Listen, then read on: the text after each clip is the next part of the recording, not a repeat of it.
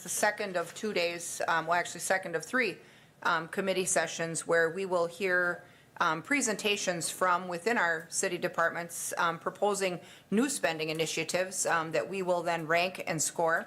And then in our August 9th meeting, make some choices to recommend to the Finance Committee to incorporate in the 2022 budget. So we had 3 good presentations yesterday, and we have the final 4 today.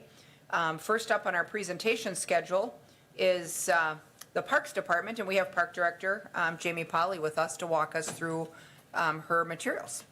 So welcome. Thank you very much. Want me just to dive into them and start? Sure, and in whichever order. In our book, we have the skate park first. Yep, and they are in the order that they are in here. It looks like the order of the priority, which I submitted them, so that works really well. Perfect. So the skate park renovations, typically what I had been bringing forward for the last, I guess, 3 years since I've been here, was a continuation of our playground replacement. You'll see I don't have that as a request this year because we have a backlog of playgrounds to get put in. So we're going to get all of those in. But one thing that really came to my attention last year when I was working on trying to fill out a community development block grant was the skate park. And I found out it didn't qualify for the community development block grant because the city only has one of them. If it was localized and we had for the neighborhood that it served as a priority, then it would qualify for that grant funding. But because we only have one and it has to serve the entire community, it didn't qualify. So that is why it's coming forward this year as a CIP request, is because our skate park is close to 20 years old. It doesn't seem like that long ago that it was put in, but it's close to 20 years old. And we are having just the aging process of all the equipment, including and mostly the surfacing that it's on. So when it was put in the early 2000s, it was put on asphalt, which is not an ideal surfacing for skate parks to begin with because of the aggregate that's in it, and it comes through, so it makes it more dangerous for the kids to fall on. But also asphalt with those heavy pieces of equipment that's on it. In the summer, when it gets hot, it causes them to sink, and the asphalt moves and stuff like that. So right now we have, and over the last couple of years, we've done some minor repairs to where the lips are so that we don't have the trip hazards and stuff. But it's to a point where, at the very least, we need a new surfacing underneath it. So with it, looking at the equipment too, those ramps are there. They can be used. What they need is some new skate light surfacing on top of it because we're getting some holes and some wear. And like I said, 20 years. We have replaced pieces here and there, or just the surfacing here and there as we see fit, but it really could use an overall on the surfacing. So the structure of the ramps there are fine. They would remain. They would be continuing to be used. We're looking at getting new, what the skate light is, it's the black surfacing, the ramp pieces of the structures, and then the new, we're looking for a concrete base underneath it. Also, when I did look at this skate park, I looked at where it's located and the size of it and just what we have to offer and what the ability is to offer our community out there if we're going to do some upgrades to it. And I did a similar project like this at my previous position in Minnesota, so it's like, oh, this is deja vu all over again because we had almost the exact same skate park as we have here now, and then what we were able to do with it to expand it a little bit. So what we would look at doing, or what I'm hoping to doing with the request that we have here, is to utilize the equipment that's out there. We would reconfigure it on a new surface, and then we have the ability to expand the surfacing that's out there, even in the size of it could hold a few more pieces of equipment. But we do have the ability to go a little bit further west and south with that pad that we have, where we could add a few more modern pieces to the skate park, which could be concrete pieces that are set in place or some more of the modular pieces. So an estimate of redoing the ramps, adding the concrete, making it just a little bit bigger, and adding a few, like I think we have 4 or 5, we have a rough sketch from a designer, new pieces, is around $200,000 to do that. So that's what the request is. If this is something that we can put through, I know I can't get community development block grants for it, but I do feel like this is a community-wide initiative that I could potentially apply for funding from the different foundations. I do have about 5 users of the skate park who have sent me emails over time the last year about the skate park, and then since we took it to the Parks Committee for them to review, they've reached out. They're very willing to form a committee like we have kind of with our dog park and help on funding sources that way too, or maybe there's a few things we might be able to do in-house. But if we were to stick, and we can always make it bigger and better with the equipment that we have too, if we got this funding and then had additional funding from those other sources, we could do some other things with it too. So as I don't have the funding in place right now for the grants, I don't know what is available, but the $200,000 is what I know the cost would be to do kind of the basic expansion and upgrade that we are looking to do. And I did put in your packet some pictures of the current skate park, so you can see the top right picture, or top left picture, sorry, is a really close look at what that blacktop looks like. So you can see all those rocks have come through. So just imagine falling off a skate park, a skateboard or a bike. Hopefully you have knee pads and elbow pads on, but otherwise you're going to get pretty tore up. And then you can see the bottom right picture is kind of that open area where I said we do have room right now to add a few pieces on there. So expanding the concrete, just a little bit would give us a little bit extra room, but that is where we could add some new, more modern pieces and not really expand the size too much. Okay. Committee members, questions for Jamie on that project? Okay, go ahead, Michael, and then Ed. Okay, as with my age, I'm not an active user of the skate park, so I guess my first question is that what kind of utilization are we receiving with the park? Is it still? I mean, it appears when I drive past, there's always people there, but. We don't have exact numbers. We haven't put counters out there, but just as you said, we have a number of people that are using it every day. From my conversations with the group that has contacted me, there's a very active group that travels between the Weston Skate Park and the Wausau Skate Park. If you go past the Weston one, it's really, really busy. They have like a bowl there. From the information that I gather from the users is they feel that any upgrades to ours, even if they're basic upgrades to ours, would get a lot more utilization, and the groups would still travel between the few skate parks that are in the area.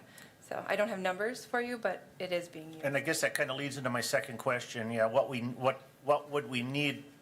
Is there community support or buy-in so that when we do if we do these upgrades, they're the kind of things that people are going to really enjoy and want to use, and it's going to be sort of that future looking. This is the trend that skating is going towards. So we want to have those would we have those kind of features in place that would satisfy the users?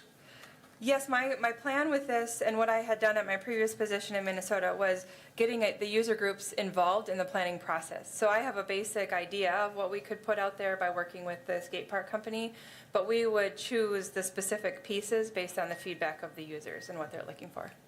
Okay. I think that's a fantastic idea because that then gives the users also some feel of ownership. And so when they are a part of the process to develop a facility, sometimes just the use and the care of that facility is just different. Mm-hmm. So great that you're engaging them. Ed? I was going to add a couple things.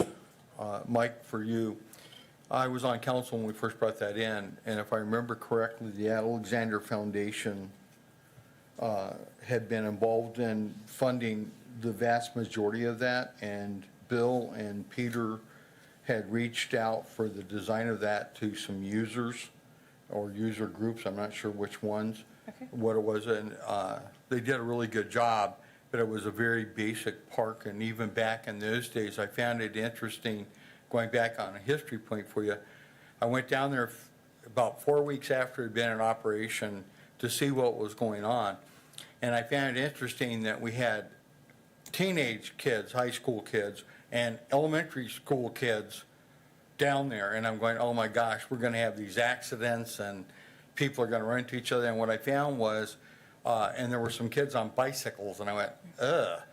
And what I found was the kids kind of had their own rotation. The little guys went first, then the skateboard guys went, then the bicycle guys all went, then they reversed flow, and kind of did that again, and you could see older kids kind of teaching techniques on skateboards to the younger ones on how to take some of the obstacles and stuff like that. And I went, this is really interesting. It was not too long after that that a recommendation came in that we put lights, because we didn't have lights there, and we put lights in. And we had a problem with trash, and we had a problem with some tagging fairly early on, and especially with the restroom that was there. So we locked down the park for a couple of weeks while we marshaled the manpower to straighten that out. And people called different council members, and council members said, you know, we can't keep putting people there every day making these cleanups of trash dumps and stuff. And miraculously, some names appeared of who had been messing around in the restrooms. And at that point, until I left council, I don't ever recall Bill or Peter ever complaining that they had to put people down there every single day, twice a day to clean up. They seemed to kind of start policing themselves and marshaling themselves. With that history, though, there's always been the challenge. We built ours, then Weston built theirs, but we don't have anything really on the west side of our community. And I'm wondering if possibly down the road, if it wouldn't be something we might want to consider to pick out something on a place on the west side. And I know Brockmire is really overused, but there are other places on one of the west side areas where we put maybe a small beginning type park there for younger kids, but that would allow anybody though to go. And then if you did that, if that wouldn't possibly allow you to look at community block grant funding a little bit differently, because now you're servicing both sides of the community. That all those rules have changed since I left, so I have no idea what they are. And then the other thing that's always been a question in my mind is, because of community block grant money, would we be advised, or would we be serviced better, maybe sitting down with the Weston group of users and our users, and maybe developing a 3 or 4 park long-term plan that takes from beginners to various levels, and kind of work together with the different obstacles, or whatever we want to call them, so that, you know, people can progress their skills. At the same time, it gives everybody a sense of belonging, a sense of community, because, yeah, this is the city of Wausau, that's the village of Weston, but when a kid's on a bicycle or a kid's on a skateboard, they don't care. All they know is they want to have some fun, and if it keeps people active, it keeps people from getting themselves into things they shouldn't be into.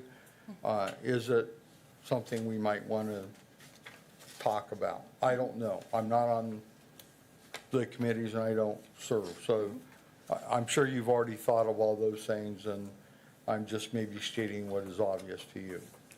No, you bring up some very good points. And when I hear about the Weston Skate Park, that's more advanced with that bowl that's there. It's much more advanced for skaters. So there is the need for, I think that's one of the draws still to ours, even with some of the issues that we have at ours, is that it's more that beginner. It's more the basic. And we could, you know, add a little bit of extra features for the little bit more skills so that they're ready to move on to the next one. Perfect. Okay, so we'll score that accordingly. Next, you have the scoreboard. Well, I have a question. Oh, go ahead, Carrie, sorry. Back to what he said, how much available is there with block grants? Like, say there was another park? Like, what kind of resource are you tapping into if there's multiple parks? Yeah. Speak into your microphone. Cool. The one thing about Brockmire would be that it isn't in the low to moderate income neighborhood, and so expansion to a park that, But there's other parks, Oh, right, on the right. west side, maybe? I don't know. I'm just wondering is if you make, like you said, a little small skate park, but then it qualifies for block grants, is that financially worth it? Because then you can tap into another you almost use that to parlay that money into, Yeah, when I looked at last year, when I tried to do the block grant for the skate park here, it wasn't necessarily the location, because the location qualifies it at Oak Island. That's how we got that playground paid for last year, was through the block grant. It was the type of amenity that we're upgrading. So I think we would still have issues with that sort of funding. I think there's other funding options out there, but that sort of funding, because of the fact that it still doesn't, a playground serves really that neighborhood, where the skate park, even if there's two of them, it's still causing people to travel. It's not serving necessarily a specific neighborhood, is Kind what of- I was told. Kind of like outdoor pools. Yes. They're a destination more than a neighborhood thing, well, so. and that was my next Yeah. point is, not that it's terrible, but I have a son that goes to the skate park in Weston. I have to drive him all the way over there. It's very different than this one. It would be nice to have a facility that, you know, if you build it, they will come kind of thing. The ski hill has done so well with their tricks park that they've put in, and a lot of those kids in the summer are at the skate park and in the winter at the ski hill. So I think there's a lot of passion for that, and I bet like a lot of grassroots stuff could happen if you contacted the people that have been contacting you with like GoFundMe stuff, and I bet there's a lot of passion behind it, and a lot more funding could come in. Yeah, I think that's. Because it needs it. I mean, if you look at this is definitely something that, It's a great opportunity for some private sector engagement too, and get people involved and, yeah. you know, to fundraise for stuff they care about, so, go ahead. I agree with you, Carrie, that when we make these investments, if we do a mediocre job at it, it doesn't drive Yeah. people to use it. Right. And we're better off to invest the dollars and do it really Better. well. Bigger, better. than- Yeah. Yeah, that's one thing. I think when the park was first put in, and, you know, I guess, correct me if I'm wrong, but as skateboarding gained popularity, it became apparent that there was a need for the city to provide a place for people to do it. And that was, you know, partially to mitigate some friction that was happening, you know, with ramps and Yeah, and weren't they stairways skateboarding, and like, out railings here? and, yes. Yeah, And, I remember yes, that. and that was, you know, anywhere that you have a sloped concrete surface was where, the only place they could go. And so I think creating a venue that they could do it at, and now recognizing that interest hasn't waned. I mean, people are still active in that activity. I think it's increased. Yes, and so I think, the other thing is you want things for kids to do. And, you know, they don't all want to do the same thing. So I think to have an amenity like that is huge for us. Yeah, the snowboard park has really brought that back to life. Yes. And kids are so passionate about tricks and X Games, and so, yeah, I mean, this definitely is great. I would like to see it even be bigger. Well, and they've been really good about following the rules. You know, the River District just posted no skateboards and rollerblades on sidewalks. And just the other day, I was going down 3rd Street, and I followed a kid that was skateboarding down the street. He wasn't on the sidewalk because you can't be on the sidewalk. And as soon as he got across Grant Street, he was, you know, back up on the sidewalk where you can be, because he was outside that zone where you're That's not cool. supposed to be on the sidewalk. And I thought, this is, you know, they're doing it responsibly, and you can appreciate that. So, Ed? I think one of the challenges that we face when you serve in these positions, and if you're a full-time staff member too, is that balancing the amount of dollars available versus the dollars you'd like to have. But Right. I think there's a lot of studies that have demonstrated the number used to be for every dollar you invested into Parks and Rec, you save $5 in criminal justice costs. And that's several years old. And the last thing is, where can you go for free? If you go up to Right. the hill, you pay for that privilege.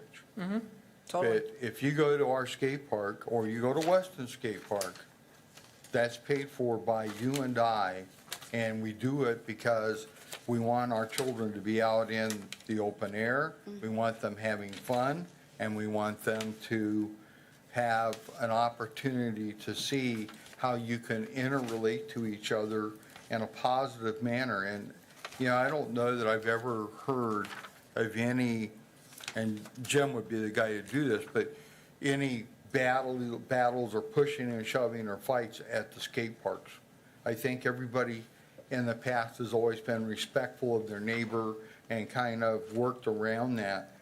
And last but not least, I can remember when I first moved here 20-some years ago, that's a long time, I would watch people down here in front of the old bank building with the granite steps and things, and you would hear nothing but, you know, people screaming about the skateboarders jumping on the stairs and steps and stuff. And it became difficult. And now we bypass that with these projects, so. Yeah, I think it could No, be a it's real that she didn't pay me destination. to say these nice things about her department. Thank you. Nope, I agree. appreciate it. No, it could be really great. Yeah, I think that's good, and this is, it's good that we have enough planned into our scoring that we'll be able to enhance a little bit too and not just maintain, so, on to the scoreboard. Yes, so the next item, this was a late ad, but the allocation to the scoreboard is, we have a developers agreement with the Woodchucks organization when they did this last phase 4 of the stadium. And in that developers agreement, which I did include in your packet, that the city would contribute $50,000 towards a new video board. The new video board is much more expensive than $50,000. The Woodchucks will be paying the remaining amount of it because it will be them that's picking what they want. But the city would contribute $50,000 for it. Originally, when I talked with the Woodchucks, that we were going to put this off until 2023.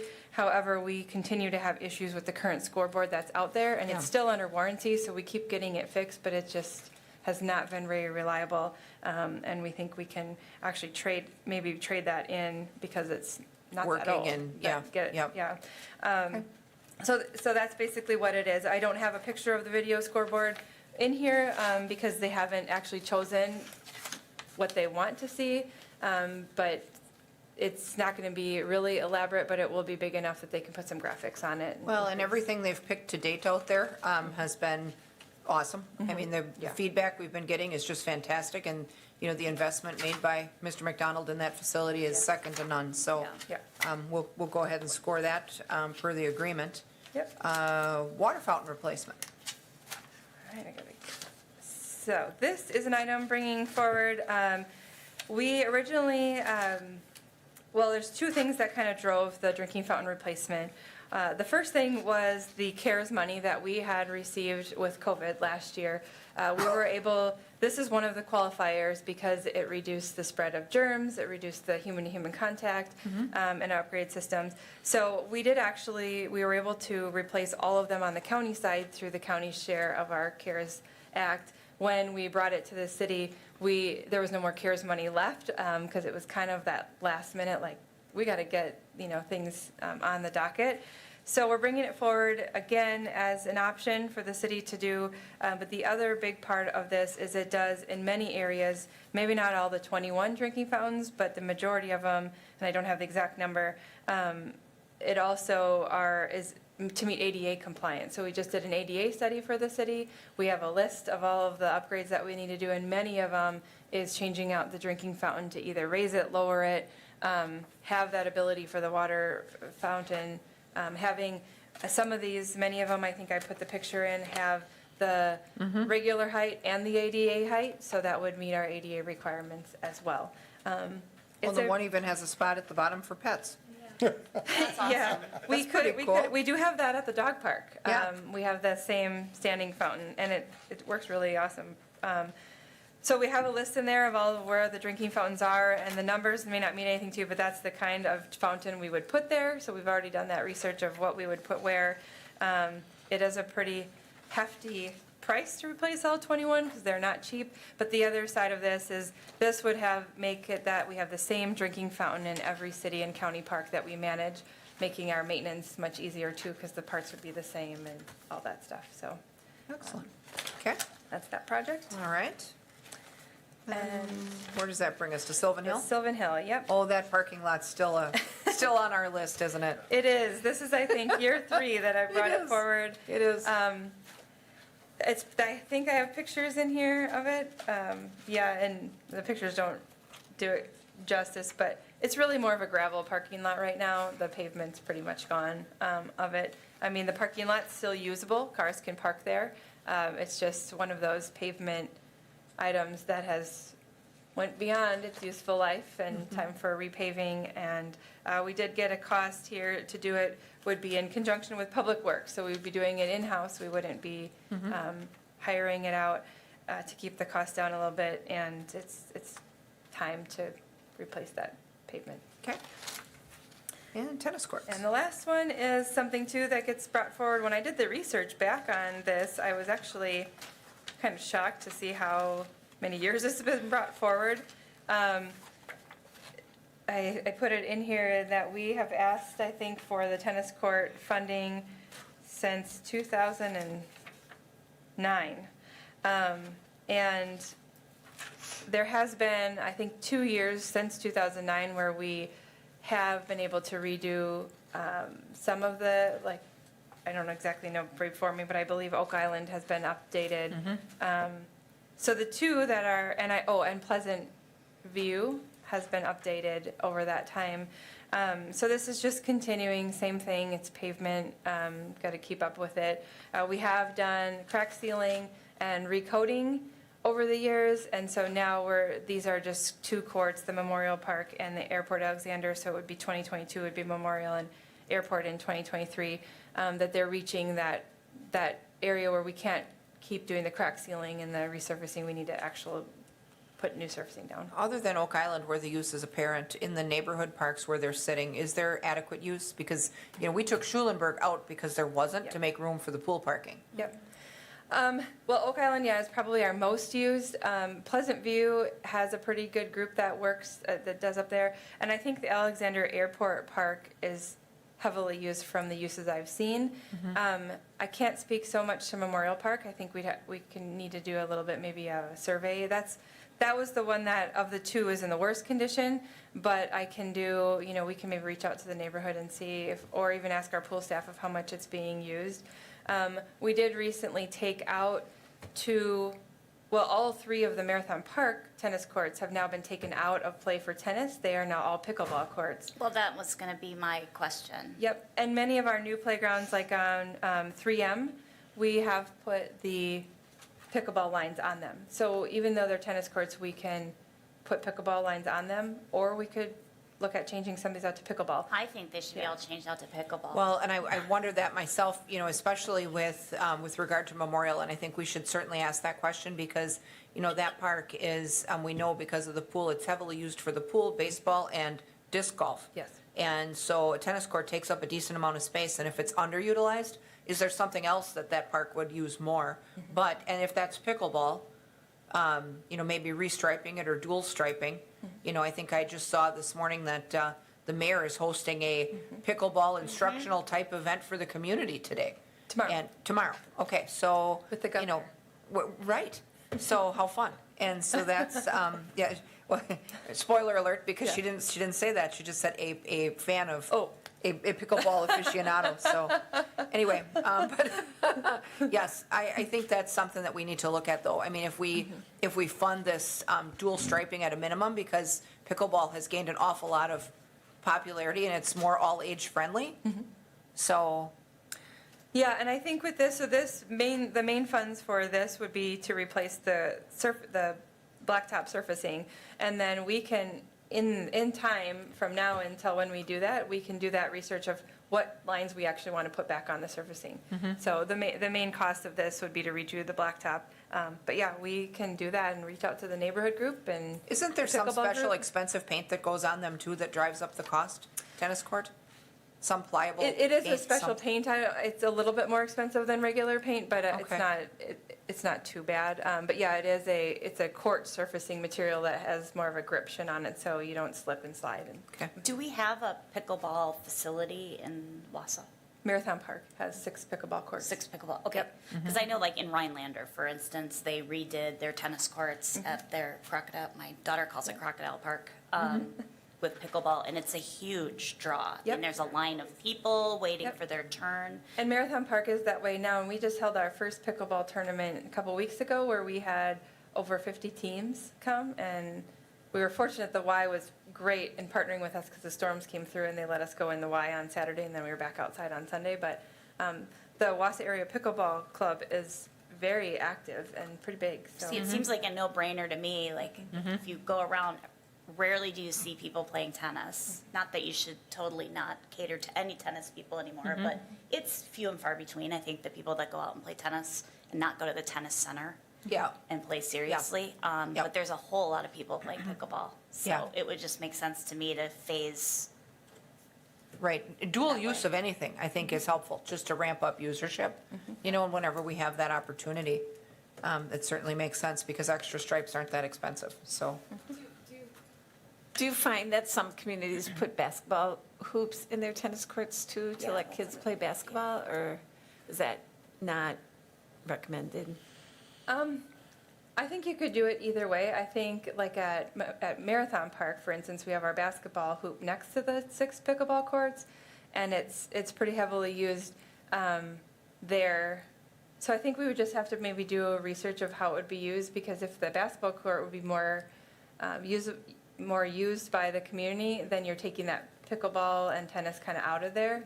Having the separate one is more beneficial, but That It is can be something done. that I've heard recently from young people, is that there are not enough or a lot of Basketball. publicly accessible outdoor basketball courts, and so they find themselves looking for court space at grade schools and on, you know, school playgrounds and things.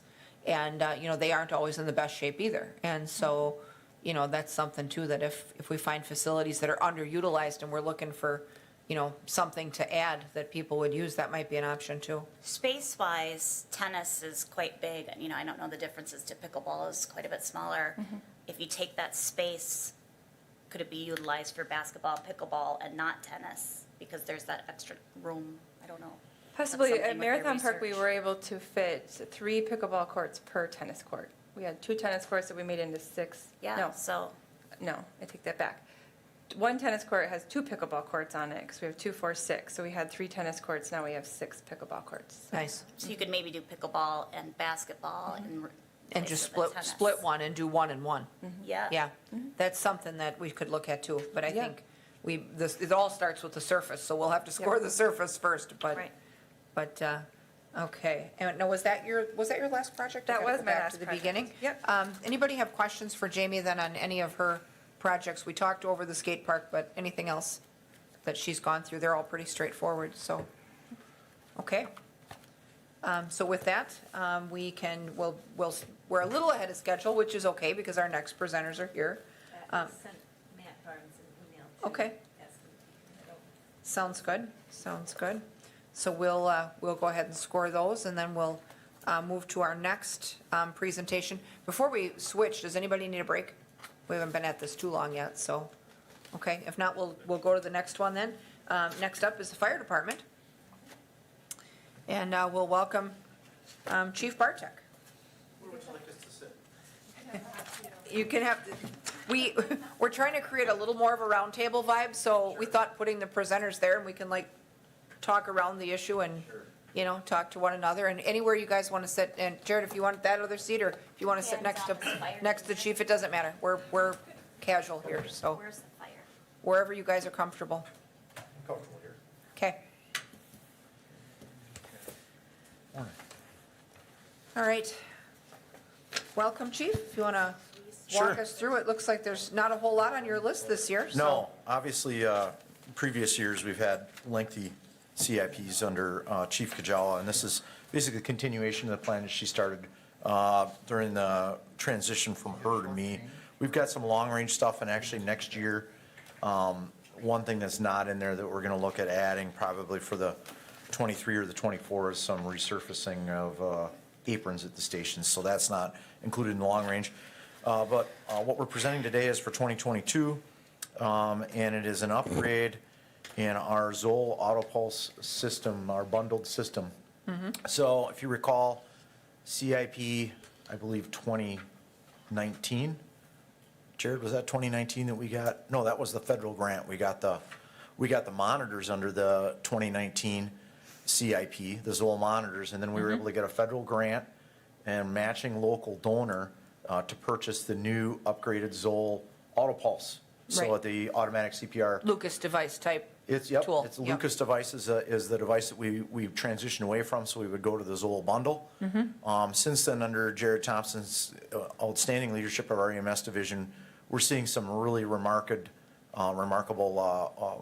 survivability rates in the city of Wausau, higher than the national average. And I'm gonna let him get to that, but I'll give the overarching theme of what we're looking for here, and then he can go from there.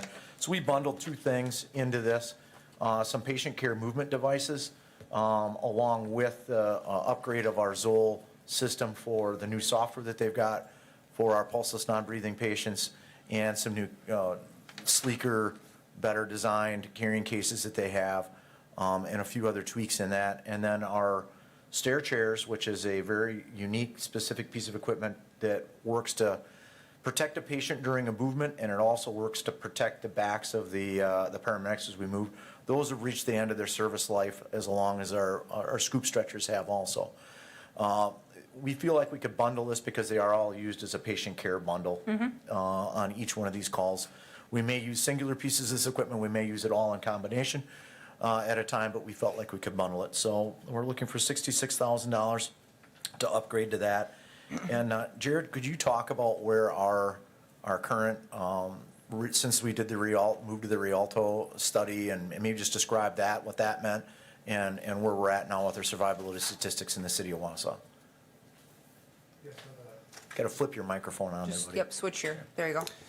Yeah, so out of Rialto, California, they came up with a cutting-edge treatment process for patients in out-of-hospital cardiac arrest.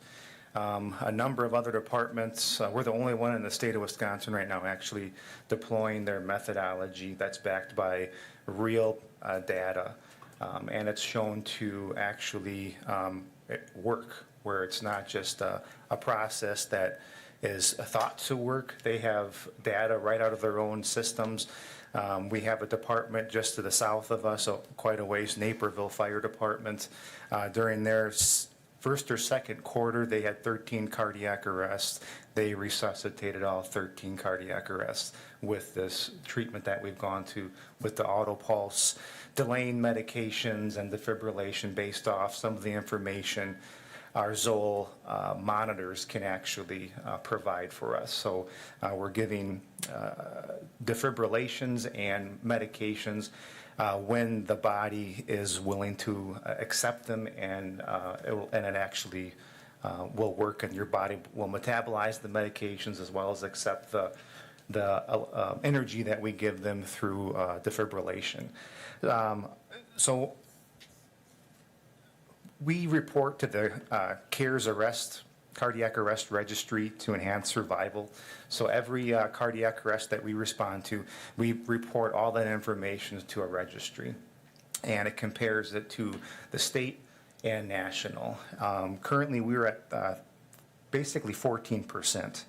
Out of all the cardiac arrests that we had last year, we had 51 patients that were it was all cardiac related. It didn't involve any traumatic cardiac arrest etiology. We resuscitated 14% of those patients. Wisconsin overall is at 10%, and the national average is at 7.1%.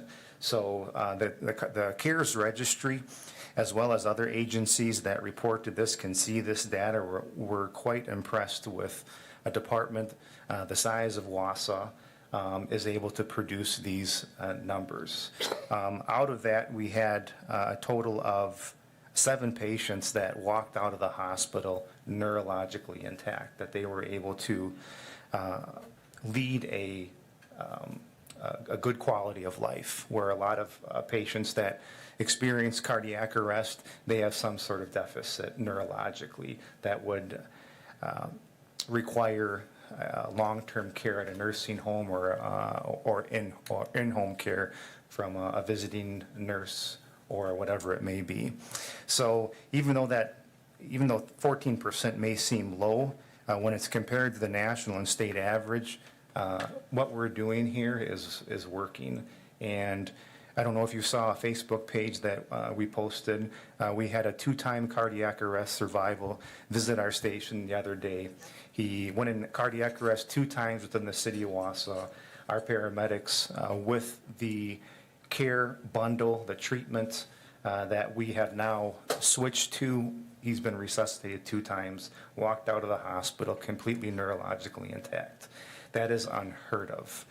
On our Facebook page, that had, I believe, 23,000, it reached 23,000 people. Some of the comments were they absolutely loved everything about this story. The gentleman lives right across the street at 500 Grand Avenue. He attends Thrive Church, the same church that our department chaplain, I don't know what you want to call it, oversees. Pastors at. Yeah, pastors at. So just that one story has made a huge impact, and that's based off of the treatments that we're doing, and it's proven to work compared to just a national average of using the same American Heart Association guidelines, which is around 6% nationally. So with some of the, you want me to go into some of that software? Yeah, Sure. and how it's going to improve our numbers, Okay. hopefully, yeah. So basically, what we've been able to do with the Zoll Auto Pulse, we've also been able to, through Zoll, they've given us what's called a chart review. So we can download everything from a cardiac arrest to the amount of the percent of time that we were doing compressions. The American Heart Association suggests that we're doing chest compressions, whether it's manual or with a mechanical device, 80% of the time. We've had chest compression fractions, is what it's called, of up to 97%. So the patient's receiving chest compressions 97% of the time. We've also instituted a heads-up type of CPR with the auto pulse system, which allows blood that's being pushed to the brain to actually be able to then drain back into the heart.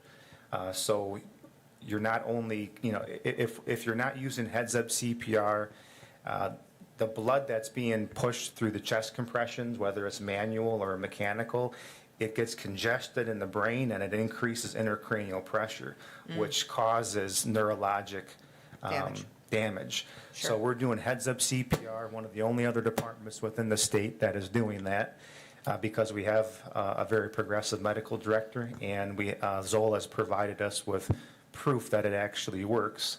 So we set them up 30 degrees that allows blood to drain back from the brain and then go back into the heart to allow more blood flow. And this is where we're seeing is the big outcome in a lot of our patients' survival. Excellent. How about the software, JT? What's Okay. that going to do for us? Yep, so the software, so we're able to monitor how we're doing cardiovascular-wise, the chest compressions, the depth, the rate, how long we're pausing during the cardiac arrest. The new software is called Real BVM, which is Real Bag Valve Mask Help, and it will provide real-time feedback to improve our ventilation quality during a cardiac arrest. And this is just as important as the chest compression. If we ventilate a patient too aggressively, that can increase pressure in the chest and then decrease blood flow that actually gets to the brain. So you're depriving the brain of oxygenated blood. It also regulates the volume of oxygenated air into the lungs. If we give too much of a volume of air, it can actually damage the alveoli, and it sends patients into a disease process called adult respiratory distress syndrome, where you damage that alveoli, and once it's damaged, it can't be repaired. And the studies have shown that over 90% of ventilations that are provided pre-hospitally are insufficient and at a rate that can exceed over 30 ventilations a minute, when we should be ventilating the patient at 10 to 12 breaths a minute. And it's hard to monitor during a cardiac arrest when you have so much going on. You're trying to control your adrenaline, and this software will actually allow us to be able to monitor that, as well as the CPR quality and so on. So this is a new software update that Zoll has put out for EMS agencies. And again, it will just be a very nice complement to what we're already doing for cardiac arrests. Excellent. Okay, and I know that when we had gone through your strategic planning process, one of the goals through that process was to be the best at the services you deliver. And, through our past CIP cycles, it's been our goal to fund the department such that it could achieve that. And, obviously, we're putting up statistics that prove out the fact that that's been a wise investment. So that's huge. Committee members, any questions for Jared or for the chief? If not, we'll go ahead and score that item. We'll score those as a batch because they are all patient care and movement. Go from there. Next on our list is a police presentation, and I believe we've reached out to Deputy Chief Barnes, and we'll have him appear earlier than he had planned. They were scheduled for 11 o'clock, so if we wanted to maybe take a 10-minute recess, that'll give us a little break.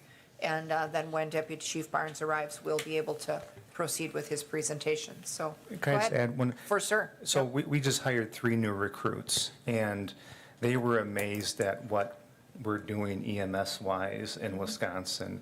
And these new recruits have come right out of paramedic school, and they've never been taught or seen anything that we're doing in Wausau. And I think that's going to help with retention, because these recruits who are, could choose any department right now in the state of Wisconsin. Everyone's hiring. Yep. This makes them want to stay in Wausau, because everyone wants to be able to do the best they can, and we have the material, the equipment, the technology, the knowledge right now to actually to deliver that to the residents in Wausau.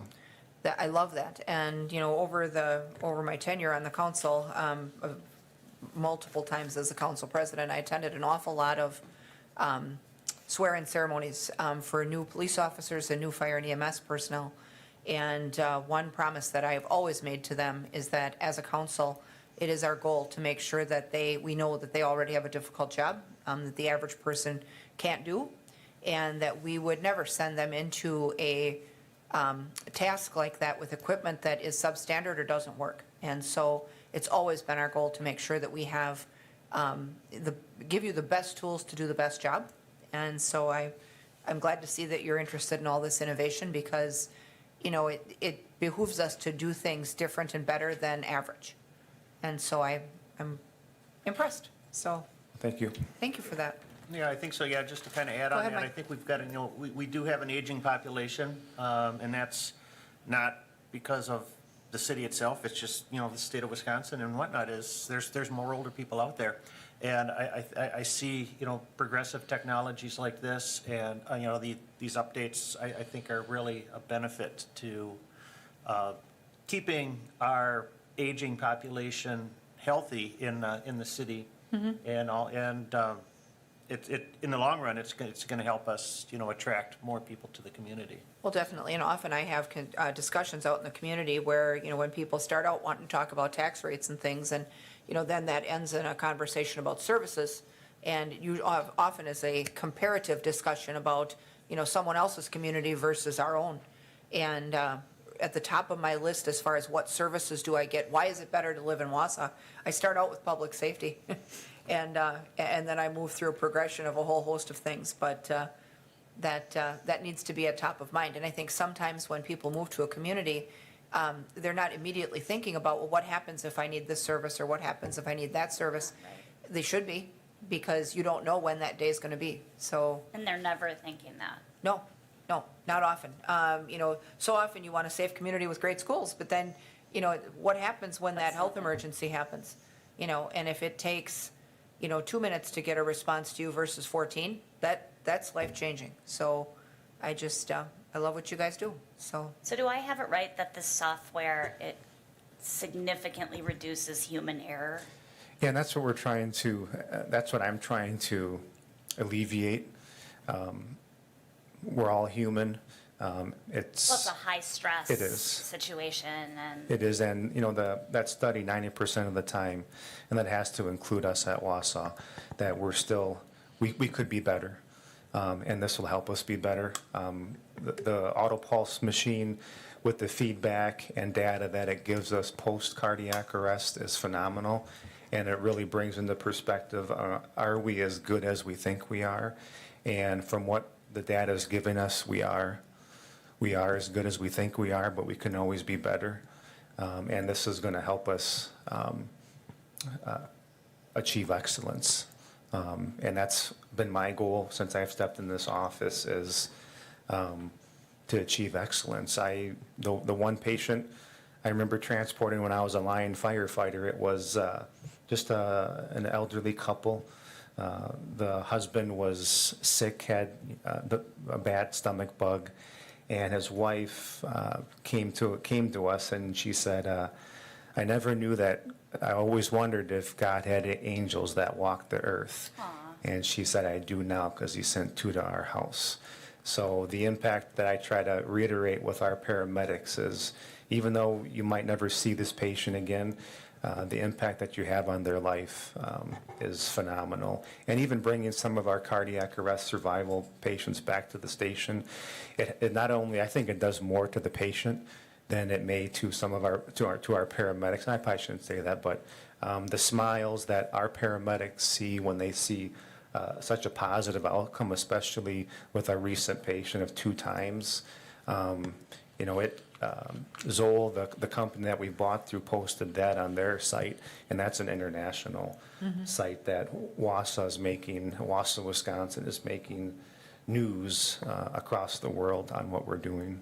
I think it's pretty cool when you can encounter someone on their worst day ever and then see them back up and running and realize that you're the reason that they're back up and running. So it's good this stuff. wasn't a part of this discussion, I'm just curious, I'm asking it.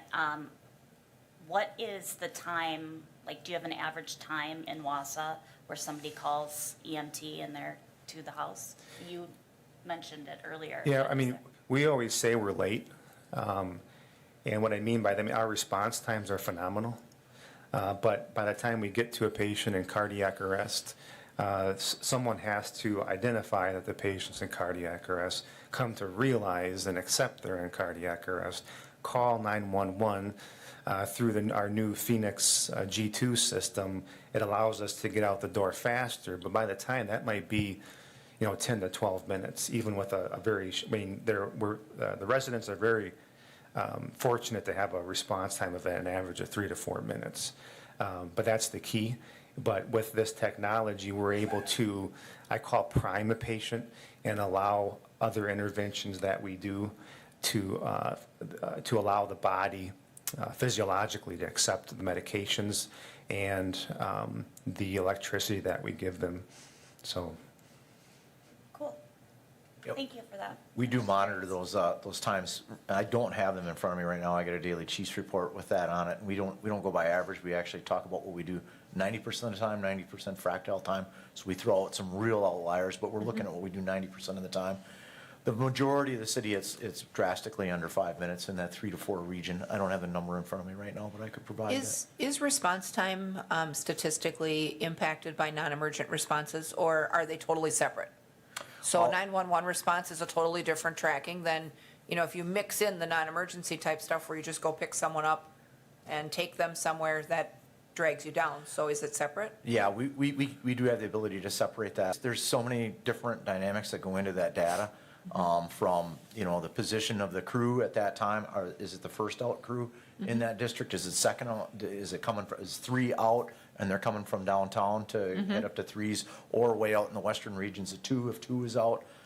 There's a lot of variables that go in that. So when we talk first out in that district, the numbers go way down. When we're talking that medic unit is out of their district, then the times climb. But that then is all then factored into our 90% fractile time. So. Sure. We overall, and GT mentioned that Phoenix G2 system, which was actually a CIP 2021 and is now installed in all the station. We've got countdown clocks. The dispatchers are able to turn us out so much faster. So there's all these delays, the time to make the call, the time for the dispatcher to process the call, the time for the call to be received at the station, paramedics to respond into the rig, out the door. We have a turnout time ticker that their paramedics, our ideal turnout time is under 60 seconds from the time of Wow. the call that the rig is rolling out the door. That's impressive. And we have an ideal turnout, or excuse me, call processing time at dispatch center of 60 seconds, and they were slightly over that, but the G2 system has drastically improved their ability to take that down because they don't have to speak to us anymore. The system is speaking to us. They go talking to the caller, taking all that call data, they hit dispatch while they're still talking, and we're dispatching aware of the call and moving. So that's a whole big discussion I'd love to get into, but I want to have the data in front of me to really speak intelligently about it. Yep, that Very sounds good. Excellent. All right, well, thank you for that. In between presentations, we'll take a little 10-minute break, and when the deputy chief gets here, we'll take the police presentation next. He was scheduled for a half hour from now, but we'll give him 10 minutes or so, and we'll keep going ahead of schedule.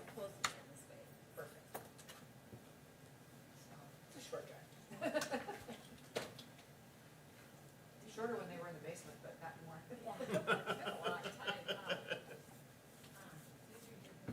Does it bother you that I moved that chair? I'll put it back. No, I was looking for my purse. It was back here. I was just gonna put some chapstick on.